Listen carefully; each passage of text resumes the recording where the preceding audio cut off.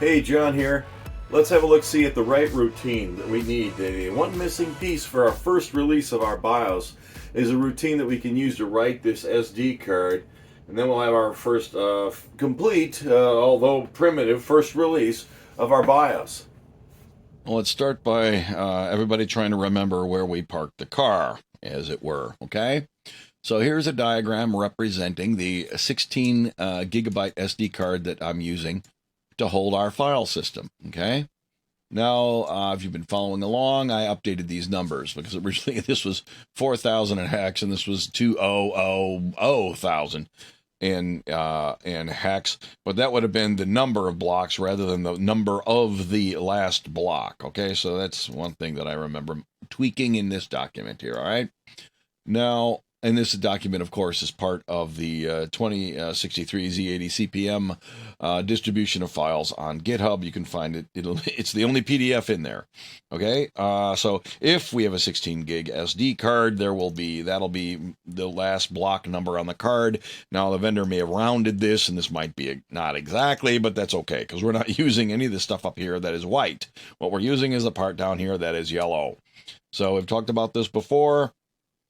Block number 0 on the SD card is the master boot record, and I put that in there so that it would be the raw SD card, and the fact that it has partitions makes it compatible with other operating systems like Linux and Windows and stuff like that. And most importantly to me anyway, is it makes it compatible with the Raspberry Pi, so we can interact with and read and write the data in this partition trivially with using command line standard tools that have been around for decades. Okay, so that's why I made it a partitioned file system of the usual style. Okay, we don't need to do that. I just did so that we can use the command line tools. And in doing so, okay, the master boot record sits down here at what I'll call physical block number 0 on the SD card. Physical block numbers 1 through 7FF. This range in here are just not used. Starting at block number 800 in hex is the first block number of partition 1. It has to start at this number in order to use the code that I've been working on, our first draft of our BIOS. It must start here, and we'll see why, because that number is hard-coded in the BIOS right now. And the reason for that is because the BIOS is not smart enough to read the MBR and figure out where it is on its own, so I just hacked it, okay? Partition 1 is 128 megabytes, and therefore it ends here. -1, right? This is the first block number of the unused space. So 407FF is where this thing ends, right? Now, we only use a teeny amount of that. We only use 8 megabytes out of the 128 total megabytes that we could use in this partition, or the whole rest of the disk for that matter. Why? Because CPM can only address 8 megabytes per disk image, and that's in CPM 2.2. Therefore, what we have in the diagram over here is the image of the disk itself, and as I said, it has 4,000 total SD blocks in it for the 8 megabytes, and it starts down here like this. The operating system is in the first few tracks, first 32 decimal, and hex 20 tracks, 0 through 1F is an image of the operating system. Starting at block number 20 through 3F holds the contents of the directory. The directory holds the names of the files and contains a bunch of pointers and information of what data in this orange area up here goes along with which file that's named in the directory down here, okay? We talked a little bit about this before. We talked a little bit about when we were doing the reading and stuff like that. I just want to make sure everybody remembers exactly what's going on and what this funky 800 is for when we see it in the code. Now, one more thing that I probably should add to the nice diagram that's in the PDF, but, you know, these things take time. This is just a hobby. Consider joining my Patreon. All right. Anyway, point is, a quick reminder, remember that one SD card block, which is 512 bytes in size, contains exactly 4 CPM sectors. Okay, that are each 128 bytes in size. Therefore, one SD card block equals 4 CPM sectors in terms of size. CPM sectors are located and they tessellate perfectly because they're both powers of 2. The 4 sectors 0, 1, 2, and 3 start at byte number 0 of the SD block as byte number 0 of block 0. If I take the sector number, multiply it by 128, I get the exact byte offset distance from the beginning of the SD block to any one of the 4 sectors in there by making the SD block size the same as what CPM thinks of as a disk track size. I solve a problem, simplify the situation in the BIOS, because every time the BIOS wants to read or write a sector, it tells the BIOS what track number it wants to, that contains the sector it wants to read or write, and it gives me the sector number on the requested track that it wants me to read or write. Okay, so the BIOS hands me on a silver platter the track number and the sector number. I multiply this by 128. Okay, to get this, I take the track number and I add that hex 800 to it. And that actually then ultimately equals the physical SD card block number that I need to go out and transfer, either read or write from the SD card. All right, so nobody forgets anything, nobody being me. Let's do a diff on what's happening currently in the Retro BIOS code directory here, okay? So since last time, what have I done?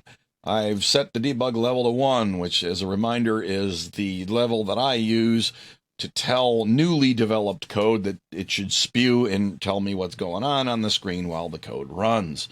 And because we're now done with the read routine, I promoted it from level 1 to level 2, because I believe it's done and I don't need to see its debug anymore. Looks like I corrected a spelling error while I was in there. Here's another message from the read routine, promoted to level 2. And then the rest of this is all the new code in the BIOS write routine, okay? What did I do here? I added some doc. I copied some doc out of the manual to remember what the error return code values are, because inside the alteration guide it says see the read routine doc for the return values of the BIOS write routine. So I just decided to copy them in here to keep them candy.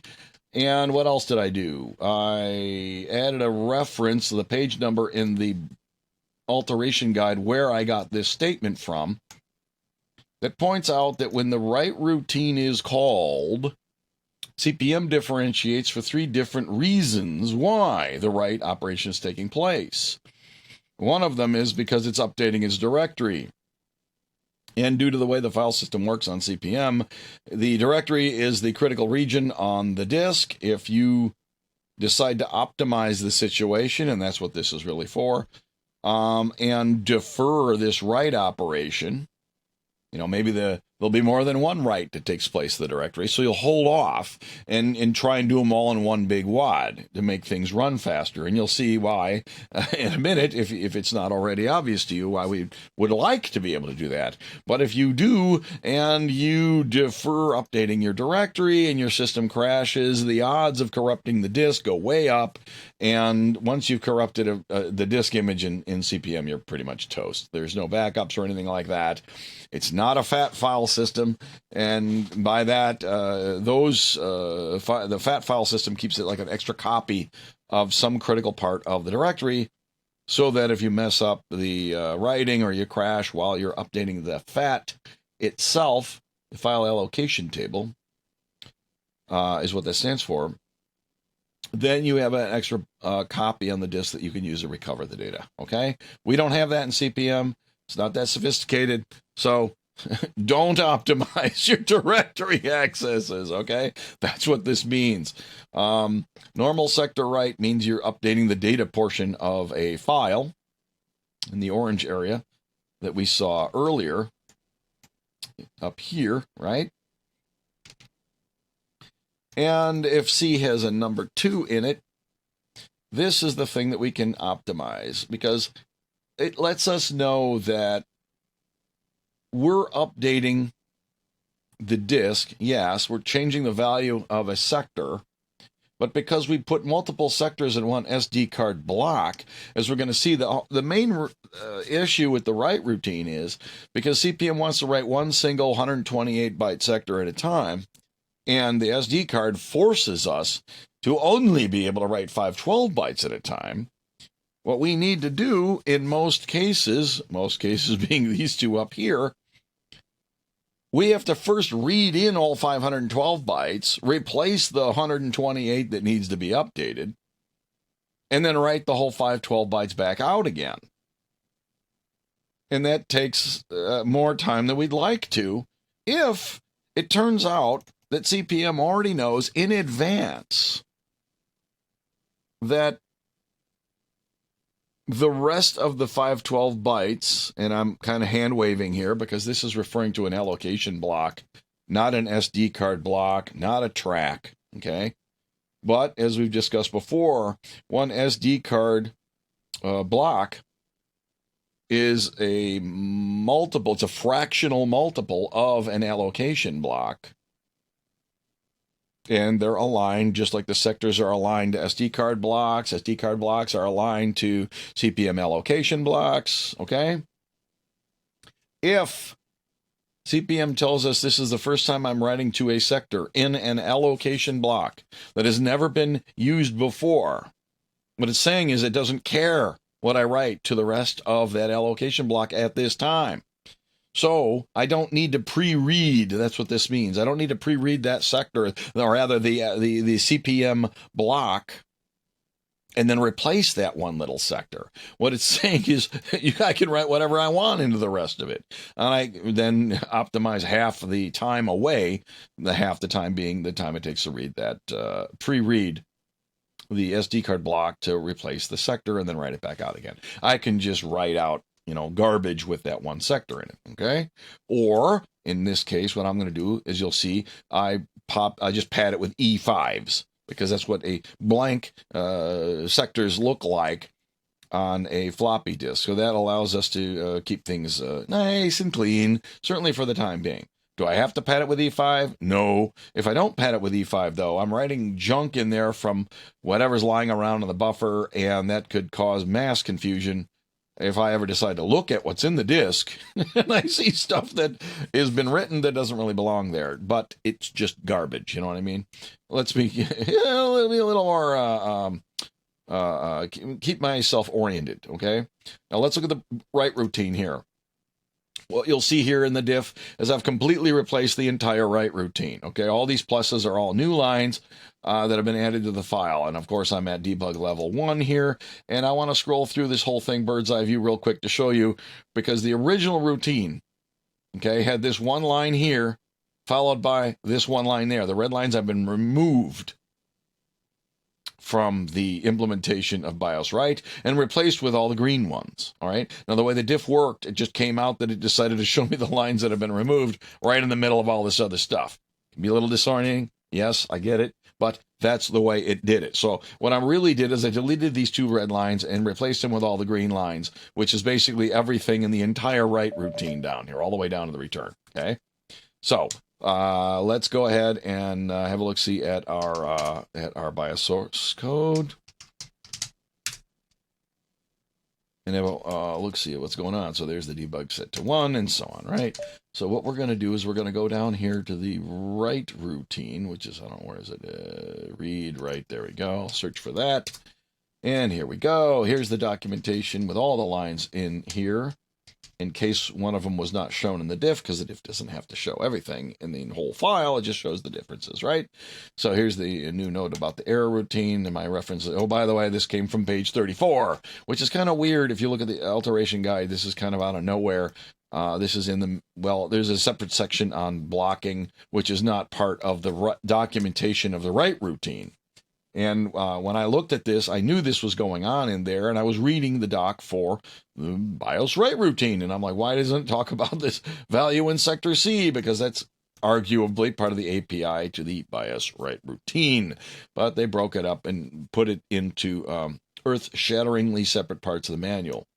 It's always a good idea to skim through an entire manual, even if you don't think you need to read the other parts, in case someone creatively buried buried the lead and threw some doc somewhere that you weren't looking. Okay, so part of it's on page 19 and the other part is warped into the manual on page 34 is where this came from. Okay, and when we're done, what do? We return 0 or 1. 1 is an error and 0 is not error. And I copy this from the manual as well, which is part of the read and write doc. in the alteration guide that tells you what happens if you return an error, and that is that the BIOS or the CCP, or actually the BDOS, prints this message. You've had an error on a sector. Either type carriage return to ignore it or Control C, and we saw that with read. We were playing around with read routine and creating fake errors and all that stuff. Okay. So what happens to the write routine? We call the same debug stuff that we did for the read routine so we can see what's going on. And by that, I mean, it'll dump out the, DMA address, the sector number, track number, disk number, and all that other fun stuff. And we already talked about switching to the local stack. We've already talked about the SPI driver and the SD driver, and that I argue this is not the best way to do this. I probably should rewrite this. Maybe in release 2, I won't use the stack. I'm too used to modern systems where they would have used, this is how everything works modern times, but this is arguably unnecessarily complex in a single core, single threaded operating system to actually gratuitously use the stack for this stuff. And yes, I know that. Share your comments below. What in the old days, what we would have done and probably would have done, and I should have perhaps done, is just use global variables and just store the track number and all that other fun stuff into a global variable, rather than allocate this temporary stack and store it all in there when I call the SD card routines. Okay, so that's why we switch to the local stack, because we need to use so much of it to call the SD driver. And the rigmarole involving the stack we'll see below. Again, this is all the same stuff that happened in the read routine. Okay, so the global variables that we use between BIOS and the BDOS, this style parameter passing is what I'm getting at there. If I use this style, it may have it would have simplified things a little bit. So sorry, I've just been, I spent the last 30 years writing modern code, and it has influenced my desire to try and use the stack the way we'd normally use it. Anyway, what else is going on down here? So we got to get the track number, and then we need to deal with our buffering, right? Because remember, we have this 512 byte buffer, and we talked about that with regard to the read routine and how much performance improvement we had for reading by remembering, by the way, the last time I read the SD card 512 byte block was this SD card block number, which was for a certain CPM track number, right? So I remember the CPM track number for the disk that's currently sitting in that I/O buffer. And since we only have one disk, this works out fine. Otherwise, I'd have to also remember things like which drive and stuff like that. But this suffices for now. So what else do? We need to make sure that the buffer itself has data in it, because obviously it could have no data in it at all, and we need to differentiate between the two. Again, we talk about this in the read routine, and we decide whether or not the data in that SD buffer that's been sitting around since the last time I did a read operation for whatever reason just coincidentally happens to be the one I want to update on the SD card. Okay, so if the track number is gonna match, and what are we looking at? And it's valid, and the track number matches, then we're good. Otherwise, we branch down here to this miss routine, okay, which means that it's a buffer, cache miss, right? The one I want is not in there. So if it turns out that what we want is not currently in that SD block cache, okay, we will go ahead and read it here. And we're going to see, we'll just cut and paste in the same code that we had in the read routine. I'm calling it pre-read when we're in the write logic. And here's the same note about the partition number and the 800 and all that. We talked about all that before. Here is our optimization, though. If we're going to try and pre-read a block off the SD card, and the BDOS tells us, by the way, I don't care about the allocation block within which this sector resides. In other words, I don't have to pre-read it. So what I'm going to do is LDIR a bunch of E5s into my entire SD buffer. And I'm going to set the variables up here to say, oh yeah, this is the value from SD block number whatever the track number is that I was asked to read. But rather than pre-reading it, I'm going to just pad it with E5s. And then I'm going to go down here and jump to the logic that's actually going to then fill, or, copy the CPM block into the SD buffer, the opposite of what we did in the read routine, right? We read in the SD card block, and then we copy out the 128 bytes that we care about. So in the write routine, we pre-read or pad that SD buffer, and then we copy, we'll see, the 128 bytes into our local buffer, and then we flush it out to the SD card at that time, okay?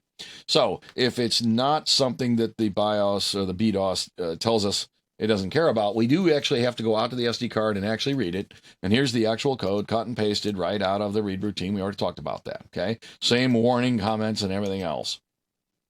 Warning, we have to make sure the partition is relatively low on the disk. And oh, by the way, we need to add this this hex 800 to it, okay? And there's an equate of for that, okay? And then we do the usual thing. This is where we're rigmarole with the stack that I probably should optimize and use variables, but whatever. It works, and it's a little too modern maybe for Z80. Sorry about that. Okay, if all went well, we proceed on. If it fails, we print our usual, hey, something bad happened. We put 1 into the accumulator, and then what do? We mark the BIOS SD buff as invalid, okay? Because, if the read failed, we earlier marked the HL where you stored the track number into our variable as saying, oh, this is what is in the SD buffer right now. Well, if the read failed, we can't trust that. So we mark it as invalid, and we return the accumulator down here in the cleanup routine at the end. All right, we can't just return and warp out of here because we have the our temporary stack and a lot of the stuff that needs to be unwound and cleaned up. That's what we'll see down below in the code at the write return logic below. So how do we then write our data? Exact opposite of the read. So in here we do our multiply the sector number by 128. I just add. Okay, we're doubling the value over and over again to figure out our byte offset.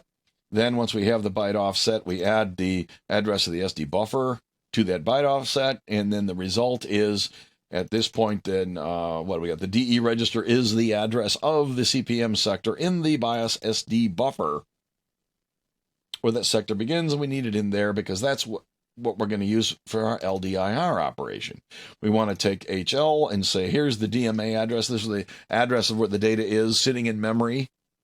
That somebody said, hey, Mr. BDOS, I want you to write this block, this sector, the CPM sector, and the address is in the disk DMA variable below. I'm going to move hex 80, which is 128 decimal, copy the data into our SD buffer, whether it's been pre-read or padded or happens to have been just lying around from before, and we happen to be updating the block that we already read for whatever reason, okay? Then we do the exact same thing we do for reading, but we turn around and do it writing, right? So again, we use our perhaps a little gratuitous and ambitious use of our temporary stack by taking the track number plus the partition base, which is the 800 again, and we put it on our stack, and we call the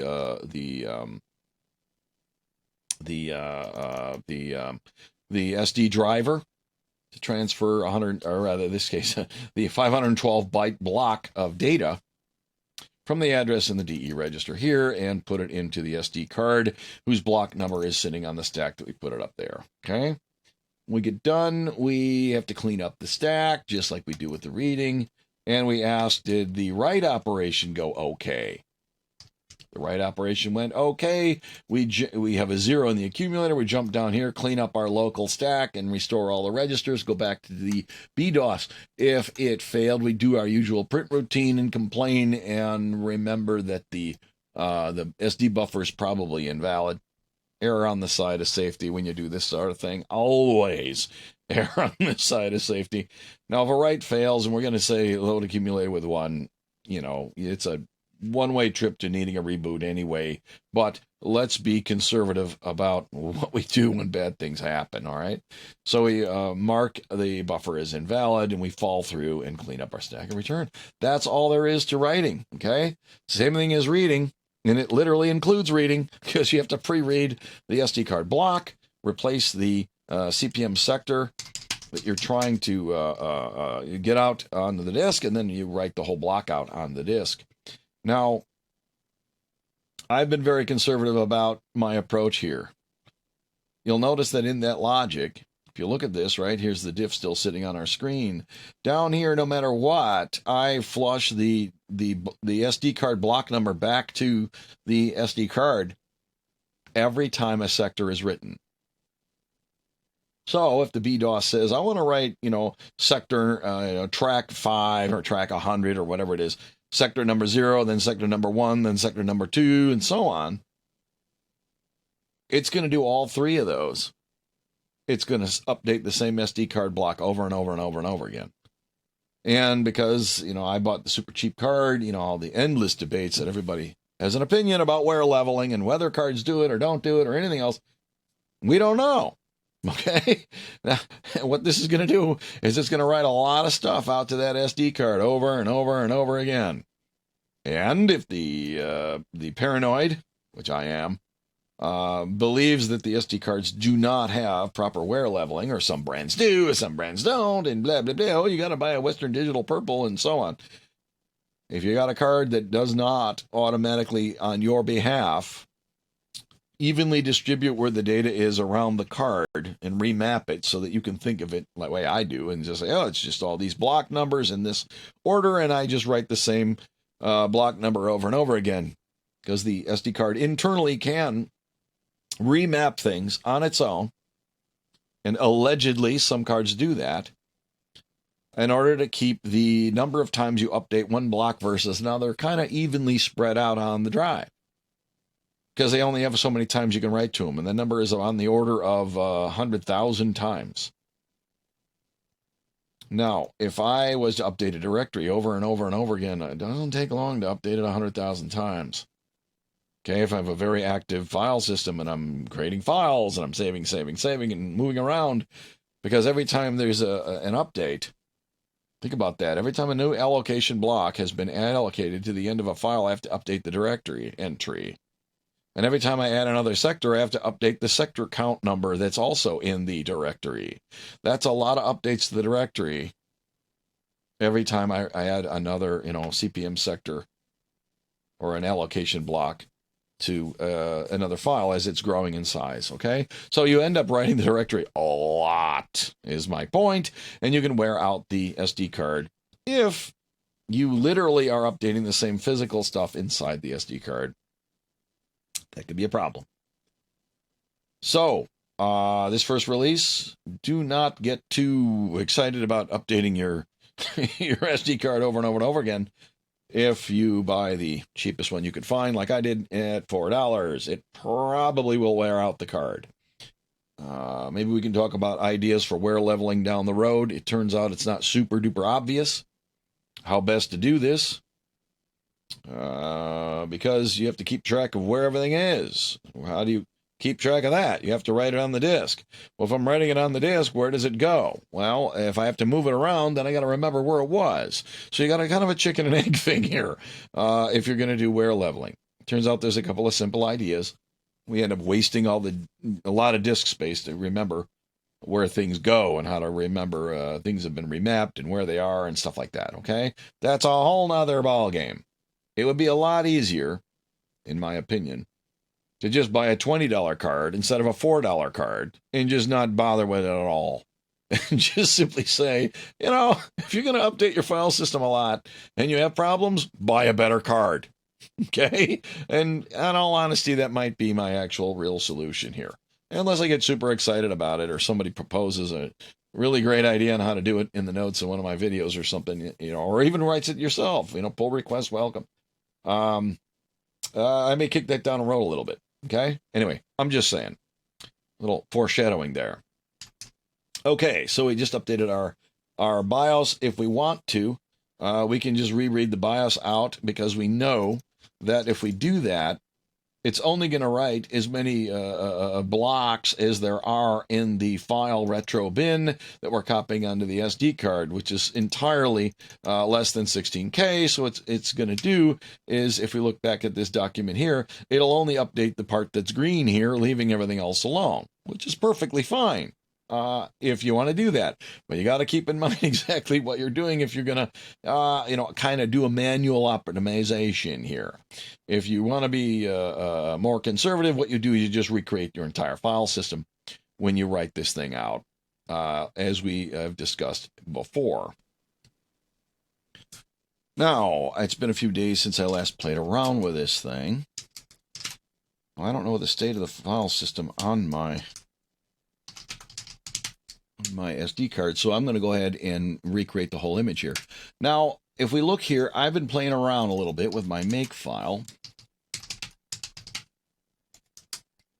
And what I did is I added a breakout game that is not yet done. It doesn't work. Okay, so in here, among other things, I've started writing a version of Breakout that runs on an ANSI terminal. So we can, play around with some custom games. You want to write your own games, I'll show you how to do that if you don't know. And we can also, perhaps, I don't know, somebody might have some good ideas on how to deal with, different terminal codes and stuff like that. That's a whole nother video. Point is, this has got more to it than we normally do, and I'm not going to clean that up because I think we can work a way around that simply by ignoring the fact that there's one extra file in here than there used to be. So here's our adventure and all the other stuff. What is it? Adventure. Somewhere in here is, I believe. Oh, this is it extracting the zip file. So it doesn't actually show me the full file system here. If I wanted to see it, I can always do the ls, the CPM ls like this. And I can say, hey, show me all the files that I put in this file system. One of them in here will be Breakout, I believe, in here somewhere. What am I, lying? I guess I'm lying to you. Decode, deblock. Oh, well, that's weird. Well, I know I was playing around with it. I guess it's not currently copied into this file system. So that digression is completely irrelevant. Sorry about that. But another foreshadow of what we might do down the road if I ever finish the thing. So yeah, we just ran all this stuff. I talked about all this fun stuff before. So what are we going to do? We're going to come up here and we're going to DD the whole thing onto the card. Oh, and we do that. Like I said, it's been a few days. I'm sorry. By typing make burn. I already put my card into the Pi, which we've seen that many times. I don't need to show it again. This thing will copy the whole thing out onto the SD card. And as we can see, we got the two partitions there, so the card actually is plugged in. We can take it out now, put it in the retro board, boot it. Now, as I've said before, I usually use Minicom, simply because it's around, everybody has it, we all have our opinions, there's something wrong with every tool, so if you don't like it, look, I agree with you probably on all the points you'd like to make about it, okay? There's other ways you can use Screen, and that has its own faults as well, so unless you write your own from scratch, you're not going to get exactly what you want. I'm just saying. So, what do we got here? I just compiled this one. It's the 27th at about 10:20 in the morning. Yeah, that looks good. And what do we got here? Notice debug level is set to 1, so that most likely is the thing I just built, because it all matches the current time, so I can do the directory. So far, it hasn't crashed, mostly because I haven't written anything yet, right? So if I've introduced a bug, the only place it could be is when I'm updating the disk. So if I run various programs, we will see them all working, I'm sure. Now, how do we test the write routine? We could copy a file and see if the file still has the same contents in it.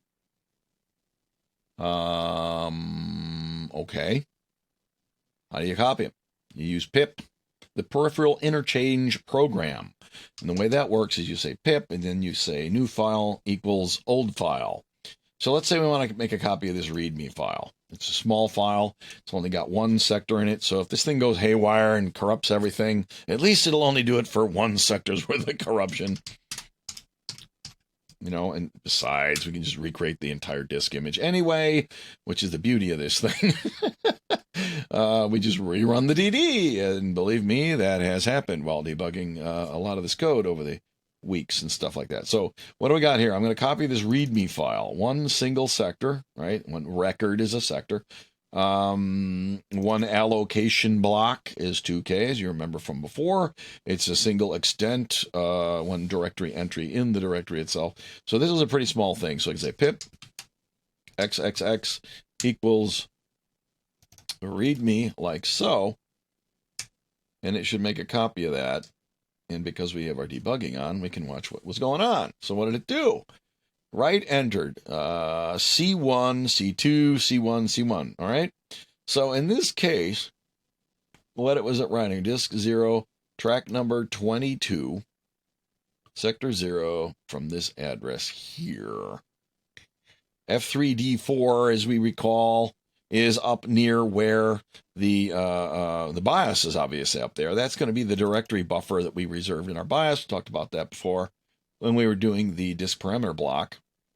So what this is doing is it had, because I have the, debug level set to 1, and all the read routines, I have the debug level moved up to 2, so we don't see any of the reading. All we're seeing is writing.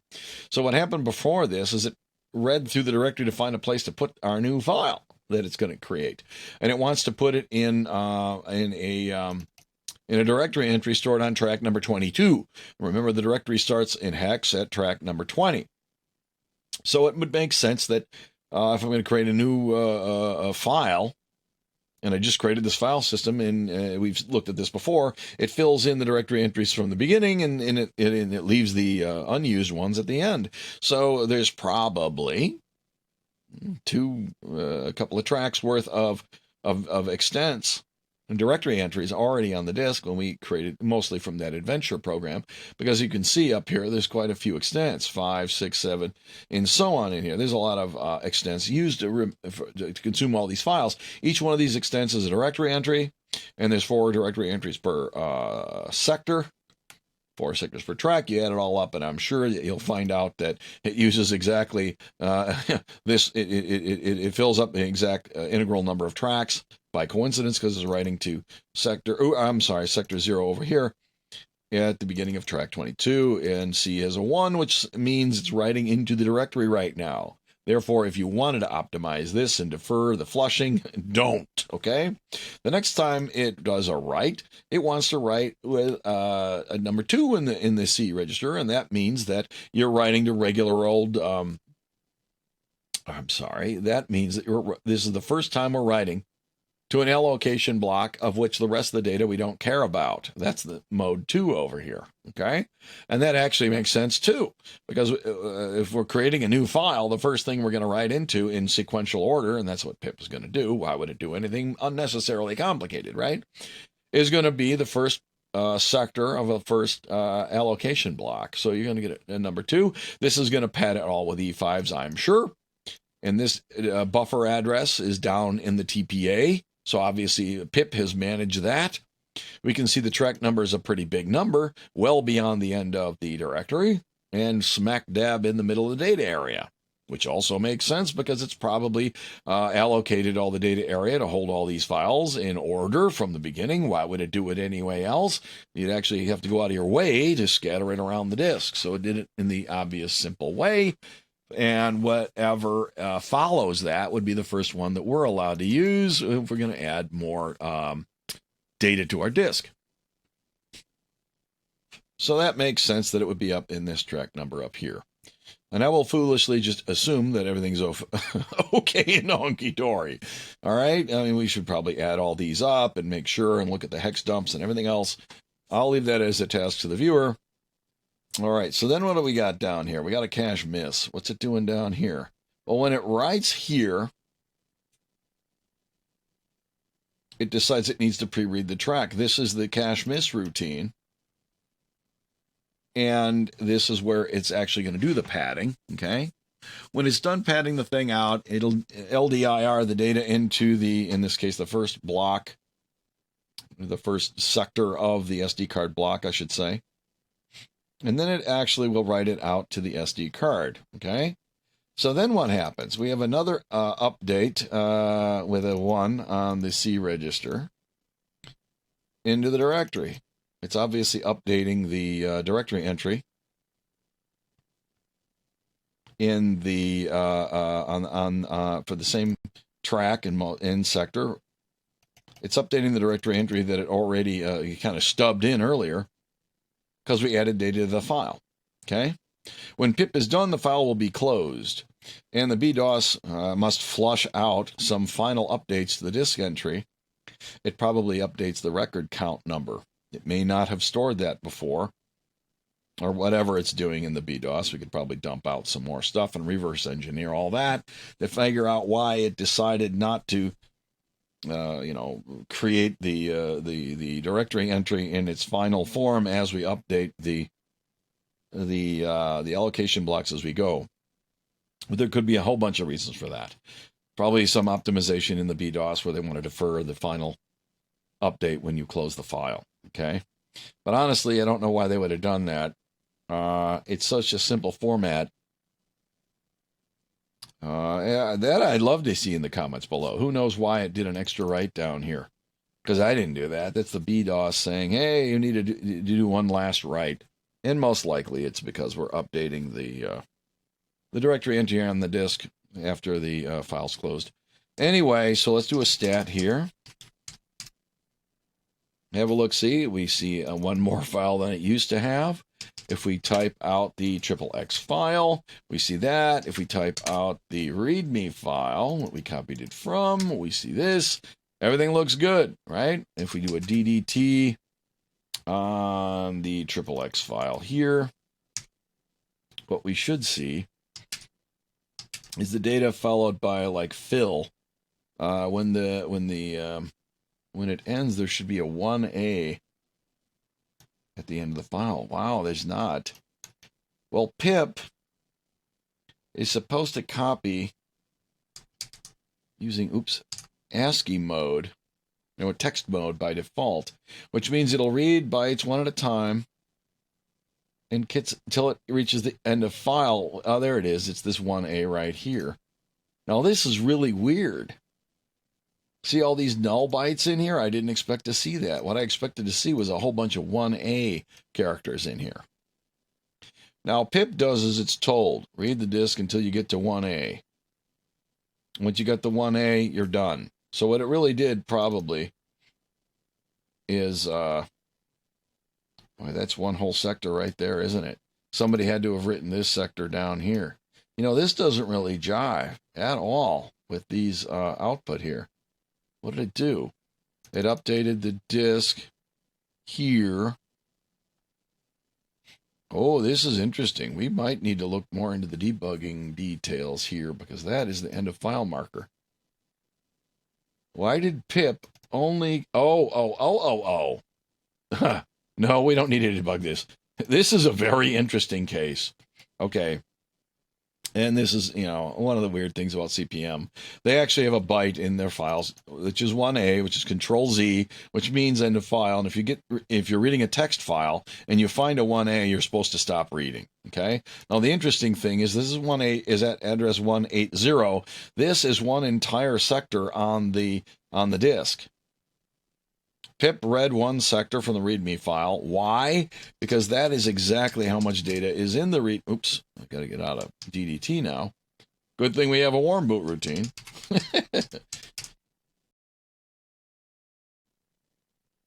Okay, so pip dutifully read this file. The file has one single record in it, one single sector, and it then wrote the sector over to this file here. When pip did that, it looked in there and said, hey, do I see a 1A in there anywhere? The answer was no, because we can clearly see when I opened up the XXX file in DDT, this is the contents of that file. And since stat says there's one sector, there is only one sector, and DDT read in the one and only sector, and it tells you, by the way, I read the thing you told me to read into 100, and the next thing I would have filled in had I kept going would be 180. So this is, two different ways to tell you that this is exactly what's in that file, okay? Or you can even type dump and dump the XXX file. and clearly see it ending like this as well, all right? It's nicer to do this with DDT because you can actually see the ASCII over here, all right? So, okay, so what the heck? Why no 1A and all this other fun stuff? Well, let's dump the README file and see. Well, they say never ask a question you don't already know the answer to. And I did not already check this. I should have done this before recording it. But you know what? I know that this has to be this way. Why? Because if you look at what's going on here, I made a one-sector copy. Here's the XXX file. Here's the README file. There's no 1A in the original README file. There's no 1A here either, okay? Whoever created this README file in the file system that I'm using here didn't do it right. This should be 1A's over here. This is a text file. This file is corrupt, okay? That's why it came out like this. Let's look at some other files, just so we know what's going on.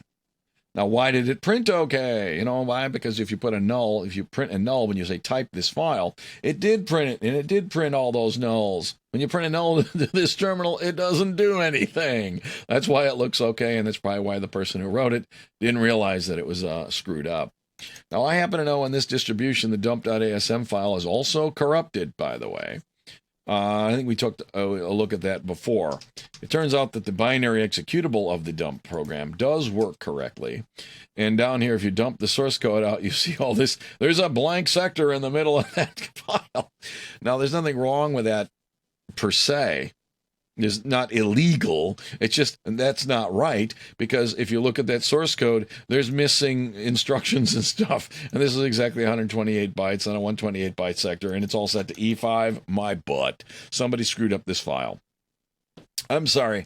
If you know a better CPM distribution, of which just about anything would probably be better at this point, of version 2.2, that has the various patches applied, the bug fixes over the years, let me know. We can always port that one or use it instead of this one. So this has leaves a little bit to be desired. But what it does do is it does show you the end of the text in that file. And after the text ends, there's all 1A's. So normally, a text file in CPM will be padded out with all 1A's, not nulls. So this is two legitimate problems that I have found and noticed in this binary image of these disks. Now, what I should do is build an 8-inch floppy disk controller and read in my own copies of these old 8-inch floppies that are original distribution disks and make my own CPM binary image. And I'd have to undo all the interleave and all the other fun stuff and go through that in order to create a new image. Maybe that would be useful, because I have the Altos original, my original licensed distribution file discs, and I also have the one from Cal Digital, the Cromemco set of discs. So between those, maybe, I don't know, maybe there's worth doing. I don't know. Again, let me know in the comments below. I'm not so sure I'm excited about building an 8-inch floppy disk controller. I'd like to get those old 8-inch drives working that I put in the mouse-infested disk cage I posted a video on a while ago. Who knows? Maybe I'll make it part of that project. Anyway, our reading and writing now works properly. And if we wanted to, we can, save our game scores and things in adventure. We can save the game and restore. We can use DDT. We can write our own programs, and we can assemble them. We can run the assembler. We can run the editor. We can do all kinds of fun stuff now. This is done. This is release number, let's call it 0. It works. It's good enough. You can certainly play your games, save your stuff, create files, delete files. I can say remove. Remove. Sorry, wrong operating system.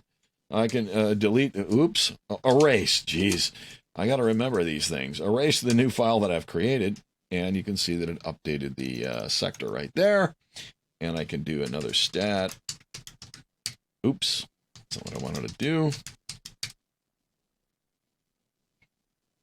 We can see if we go back to it disappearing. This number here, 7888K, should also go down. Or up rather by 2K, because that's how big the allocation blocks are in order to create the one single sector that is stored in the XXX file, we have to allocate in units of 2K byte sizes, because that's what the disk parameter table says, right? So one allocation block of 4 SD blocks, right? And then, which is 4 of our tracks for this disk format and everything else, is all allocated, even though we only wrote in one single sector, okay? What's the deal here? So when we had 7886K free, when I removed the XXX file, we can see that the size went up by 2K. So this is a quick sanity check of how everything came out. Everything looks good. We can, next time, maybe we'll talk about some applications that we can run, and now that we can update our file system on our SD card. So, thanks for watching. I'll see you next time.